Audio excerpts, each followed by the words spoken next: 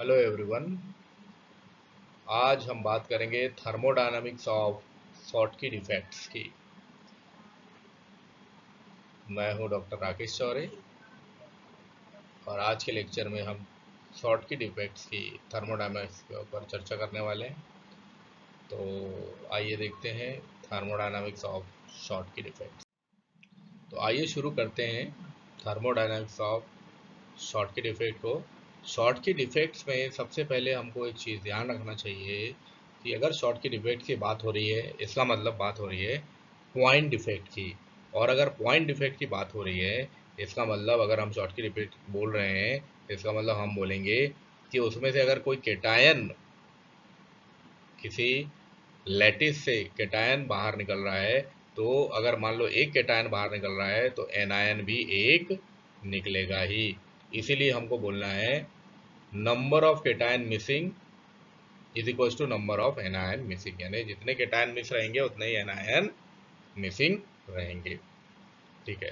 तो थर्मोडायनेमिक्स समझने के लिए हम एक क्रिस्टल ले लेते हैं, NaCl का क्रिस्टल, जो कि शॉटकी डिफेक्ट के अंदर होता है। तो NaCl के क्रिस्टल में हमने एक इसकी इक्विलिब्रियम रिएक्शन ले ली है कि Na plus plus Cl negative plus VNaS plus VClS equilibrium में है NaS plus ClS plus VNa plus plus VCl minus. तो ये Na प्लस और Cl नेगेटिव तो समझ में आ रहा होगा। VNaS और VClS क्या है, इसके ऊपर चर्चा करते हैं। तो देखिए, ये है अपना शॉटकी डिफेक्ट, जिसमें से ये जो ब्लू वाले क्रिस्टल है, ये ब्लू वाले एटम है, इसको आप सोडियम मान सकते हैं। और ये जो येलो वाले एटम है, इसको आप क्लोरीन मान सकते हैं। तो ये एक लैटिस में क्लोरीन और सोडियम प्रेजेंट है, केटायन और एनायंस के फॉर्म में। बीच में दो आयंस गायब है, सोडियम और क्लोरीन आयंस बीच में से गायब है। तो यहाँ देख रहे हैं कि एक केटायन और एक एनायन दोनों मिसिंग है। तो अब हमने इसकी एक इक्विलिब्रियम रिएक्शन ले ली है। अब यहाँ पे आपको ध्यान ये भी देना है कि जब हम किसी लैटिस की बात कर रहे हैं, तो उस लैटिस में सरफेस पर भी एटम यानी आयंस मौजूद होते हैं। लैटिस के अंदर तो होते ही हैं, लेकिन सरफेस पर भी आयन मौजूद होते हैं। तो इंटीरियर पोर्शन में भी आयन रहेंगे और सरफेस पर भी आयन रहेंगे। Sodium ion, chlorine ion, sodium ion, chlorine ion, इस तरह से सरफेस पर ये मौजूद रहेंगे। तो अब यहाँ पे Na प्लस और Cl नेगेटिव क्या है? तो Na प्लस और Cl नेगेटिव है जो अंदर इंटीरियर पोर्शन में जो आयंस हैं, वो है Na प्लस और Cl नेगेटिव। VNaS और VClS क्या है? तो V का मतलब है वैकेंसी, सोडियम S का मतलब है सरफेस पर। तो ये जो सरफेस के जो आयंस हैं, ये जब सरफेस से मिसिंग हो जाएंगे तो यहाँ वैकेंसी जनरेट हो जाएगी। इसको बोलेंगे VNa। अगर सोडियम के कारण हो रही है तो VNaS, अगर क्लोरीन के कारण हो रही है तो VClS। ऐसे ही ये NaS और ClS, ये NaS और ClS का मतलब सरफेस पर present ions Na ion, sodium ion और क्लोरीन आयन। VNa प्लस और VCl माइनस, इसका मतलब वैकेंसी सोडियम आयन के कारण और वैकेंसी क्लोरीन आयन के कारण। कहाँ? सरफेस के अंदर। जैसे कि ये दो वैकेंसी जनरेट हुई है, ये किसके वजह से हुई है? सोडियम आयन के कारण और क्लोरीन आयन के कारण। तो ये लैटिस के अंदर है, इंटीरियर में है, इसे इसी को बोलेंगे VNa plus plus VCl minus. तो ये चार चीज़ें हैं इसके अंदर। चार चीज़ें आपको समझ में आई होगी। क्या क्या है चार चीज़ें? ठीक है। तो Na प्लस Cl नेगेटिव क्या है, VNaS क्या है, NaS क्या है, और VNa प्लस VCl नेगेटिव क्या है। ओके, अब आगे चलते हैं। अब इस रिएक्शन में अगर हमको इसका इक्विलिब्रियम कांस्टेंट निकालना हो तो हमारे को फॉर्मूला पता होना चाहिए हमें कि इसका फॉर्मूला क्या होगा। तो इसके लिए फॉर्मूला जो होता है वो होता है K is equals to concentration of equilibrium constant का फॉर्मूला मैं बता रहा हूँ। K is equals to concentration of product divided by the concentration of reactant. तो यहाँ पे प्रोडक्ट कौन है, तो प्रोडक्ट ये है, रिएक्टेंट ये है। तो सबसे पहले हमको कंसंट्रेशन लिखनी पड़ेगी प्रोडक्ट की यानी इनकी, और उसके बाद रिएक्टेंट की कंसंट्रेशन लिखनी पड़ेगी। तो यहाँ आप देख रहे हो कि हमने ब्रैकेट के थ्रू जो है कंसंट्रेशन को दिखाया है, ठीक है। तो ब्रैकेट के थ्रू दिखा दिया है। अब इसको हमको जो इक्वेशन है उसमें पुट करना है, तो कर देते हैं। देखिए, तो इस तरह से ये K इज इक्वल्स टू हमने ऊपर प्रोडक्ट ले लिया है और नीचे रिएक्टेंट ले लिया है, ठीक है। अब यदि VNaS is equal to NaS, यानी कहने का मतलब ये है कि जो सरफेस में सोडियम आयन था उसकी वैकेंसी सोडियम सरफेस के सोडियम आयन के बराबर हो, बराबर होगी, क्योंकि भाई सरफेस का जो सोडियम आयन निकलेगा तभी वैकेंसी बनेगी। तो यदि VNaS is equal to NaS हो और VClS is equal to ClS हो, यानी क्लोरीन की वजह से वैकेंसी हो, यदि दोनों बराबर हो तब क्या होगा, तब आपको अब ध्यान देना है इस इक्वेशन में। इस इक्वेशन में ध्यान दीजिए कि अगर हमने उसको इक्वल कर दिया तो देखिए हम यहाँ क्या कर रहे हैं, कैंसिल कर दिया हमने एक Na को, किससे, VNaS से। फिर कैंसिल कर दिया हमने एक VClS को, किससे, VClS को ClS से। यानी सरफेस के जो आयन से उनको हमने कैंसिल कर दिया, क्यों, क्योंकि वो इक्वल हो गए। इक्वल हो गए का मतलब अब हम यहाँ पे इस इक्वेशन में NaS की जगह VNaS रख सकते हैं या VNaS की जगह NaS रख सकते हैं। तो बात एक ही है, तो इसका मतलब वो कैंसिल हो जाएंगे। तो अब ये कैंसिल हो गया। अब आगे देखिए, अब इक्वेशन क्या हो जाएगी, तो K इज इक्वल टू हो जाएगा VNa plus concentration of VNa plus concentration of VCl minus divided by concentration of Na plus into concentration of Cl minus। तब अब हमको ये मानना है यानी कंसीडर करना है कि अगर capital N is equal to total number of site occupied, यानी इस पूरी साइट में कितने एटम्स ने साइट ऑक्यूपाई की है, तो इसको हमने कैपिटल N से शो कर दिया। Number of vacancy for any kind of ion, यदि कोई आयन निकलता है, सोडियम आयन हो या क्लोरीन आयन हो, उसको स्मॉल एन से शो कर दिया, क्योंकि आयन निकलेगा तो वैकेंसी जनरेट होगी, तो उस वैकेंसी को इन्हें स्मॉल एन से शो कर दिया। अब इस कंडीशन में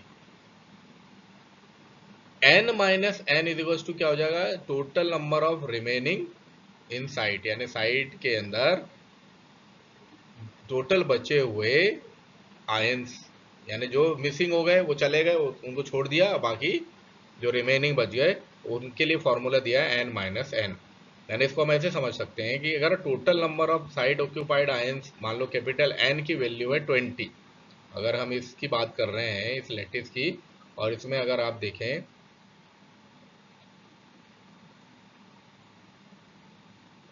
इसमें 25 मान लीजिए टोटल नंबर ऑफ 23 है, total number of side occupied जो है वो 23 है इस अंदर। अब यहाँ से दो आयंस मिसिंग हो गए हैं, यानी स्मॉल एन की वैल्यू क्या हो गई, 2 हो गई। तो 23 आयंस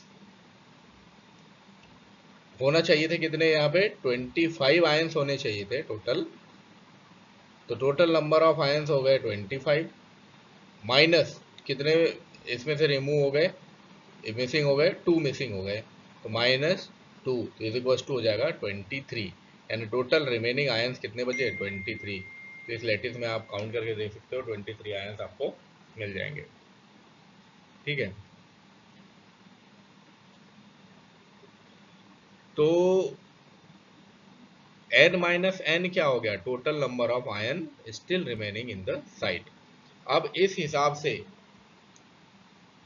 हिसाब से हमारी जो इक्वेशन है, इक्वेशन का नीचे वाला पार्ट हमको क्या बताता है? Total number of ions Na plus Cl minus, और ऊपर वाला पार्ट क्या बताता है? वैकेंसी, यानी स्मॉल n बताता है ये, और नीचे वाला क्या बताता है? n माइनस एन बताता है। तो ये वैल्यू हम यहाँ पुट कर देते हैं, कर दीजिए पुट। ये वैल्यू पुट कर दी हमने। अब देखिए वैल्यू क्या आ गई हमारी? ऊपर वाला n into N, small n into small n, और नीचे वाला n minus N into N minus N, इनको मल्टीप्लाई कर दिया तो k इज इक्वल टू क्या आ जाएगा? N square upon n minus N का स्क्वायर। अब यदि, क्योंकि भाई लैटिस तो बहुत बड़ा है, अब इतने बड़े लैटिस से यदि कुछ आयंस मिसिंग हो जाते हैं, एक दो आयन मिसिंग भी हो जाते हैं, तो कोई ज़्यादा फर्क पड़ने वाला नहीं है। तो यदि small n is very very very less than capital N, तब स्मॉल n को हमको नगण्य मान लेना है। और जब हम स्मॉल n को नगण्य मान लेंगे तो हमारी इक्वेशन क्या हो जाएगी? तब हमारी equation n minus N is equal to हम कैपिटल N ले सकते हैं, क्योंकि n को हमने नगण्य मान लिया। तो हमारी इक्वेशन क्या हो जाएगी? तब हमारी इक्वेशन हो जाएगी k is equal to N square upon capital N का स्क्वायर, या इसको हम लिख सकते हैं small n square is equal to capital N square into k। ठीक है, या फिर हम इसको लिख सकते हैं, क्योंकि n का स्क्वायर है तो इसको हम लिख सकते हैं n is equal to root n square k।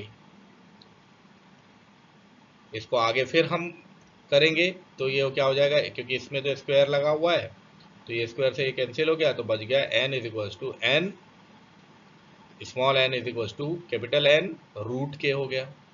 ये हमको जो मिल गई, ये हमारी एक इक्वेशन मिल गई, जिसको हमने बोला इक्वेशन 1।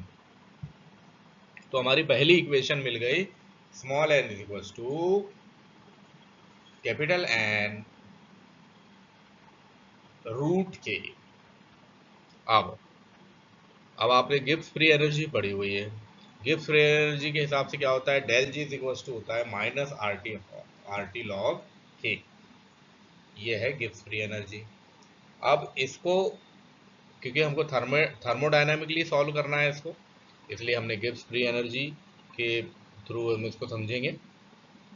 तो del G is equal to minus R T log K, या हमको लॉग के टर्म्स में अगर लेंगे इसको, क्योंकि हमको यहाँ के की वैल्यू चाहिए, तो लॉग के इज इक्वल टू हो जाएगा डेल जी अपॉन माइनस आर टी। अब देखिए, जब हम लॉग को के के से हमको जब लॉग हटाना पड़ेगा, तो इसको हमको एक्सपोनेंशियल के टर्म्स में लेना पड़ता है। जब लॉग वहाँ से जाता है, तो यदि आप मैथ्स वाले हैं तो आपको आसानी से समझ में आ जाएगा कि लॉग वहाँ से जाएगा तो ये एक्सपोनेंशियल के टर्म्स में आ जाएगा। तो K is equal to exponential of minus del G divided by R T.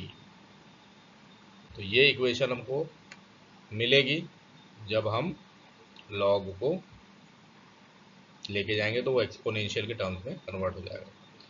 तब अब हम ये भी जानते हैं कि del G is equal to del H minus T del S होता है।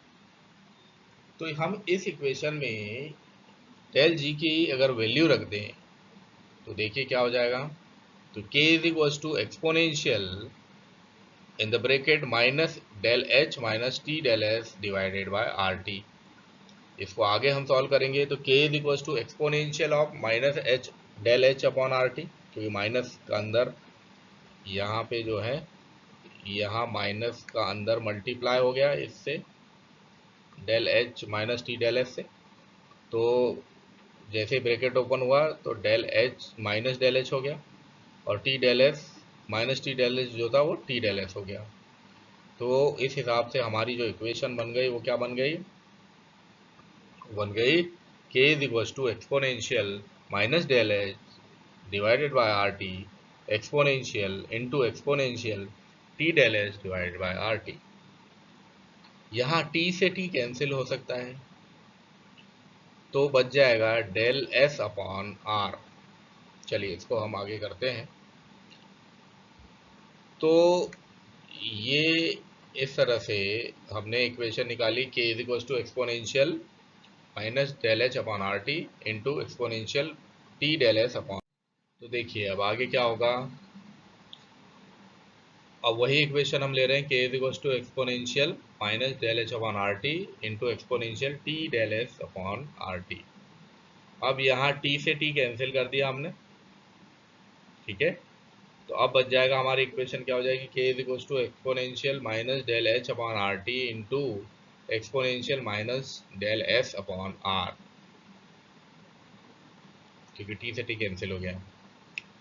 ये जो है ये exponential del S upon R ये एक तरह का कांस्टेंट होता है, तो ये रहेगा कांस्टेंट, ठीक है। तो अब k इज इक्वल टू क्या हो जाएगा, constant into exponential minus del H upon R T, ये हो जाएगी हमारी इक्वेशन 2। तो इक्वेशन 1 वहाँ आपको दिखाई थी, n is equal to capital N root K, और ये हो गई इक्वेशन 2। अब हमको क्या करना है, इक्वेशन 1 से इक्वेशन 2 को सब्सटीट्यूट करना है, घटाना है, ठीक है। तब n इक्वेशन 1 जो थी हमारी n is equal to root n root K, अब n इज इक्वल टू हो जाएगा n, अब रूट के की वैल्यू हमने पुट कर दी है यहाँ पे, constant exponential del H upon R T. तो ये के की वैल्यू हो गई, तो रूट हटाएंगे जब तो उसके ऊपर हमको लगाना पड़ेगा हाफ, तो ये हमने लगा दिया यहाँ पे, ये लगा दिया हमने हाफ, ये क्योंकि रूट को हमको हटाना था इसीलिए, तो हाफ लगा दिया हमने। तो इक्वेशन हो गया n is equal to capital N constant into exponential L H upon R T to the power half. तब n is equal to capital N into constant to the power half into exponential minus del H upon R T to the power half, क्योंकि half का दोनों से multiply हो गया। तब n is equal to capital N constant exponential minus del H upon 2RT, क्योंकि जब ये हाफ जो है मल्टीप्लाई होगा तो ये 2 के टर्म्स में नीचे आ जाएगा इस तरह से। तो इस तरह से इक्वेशन बन जाएगी ये, जो हमारी फाइनल इक्वेशन है, n is equal to capital N constant exponential del H upon 2RT। इस तरह से आप थर्मोडायनामिक इक्वेशन निकाल सकते हैं। अगर आपको वीडियो पसंद आए तो इसको लाइक करें, शेयर करें, चैनल को सब्सक्राइब करें और कमेंट करना ना भूलें। Thank you.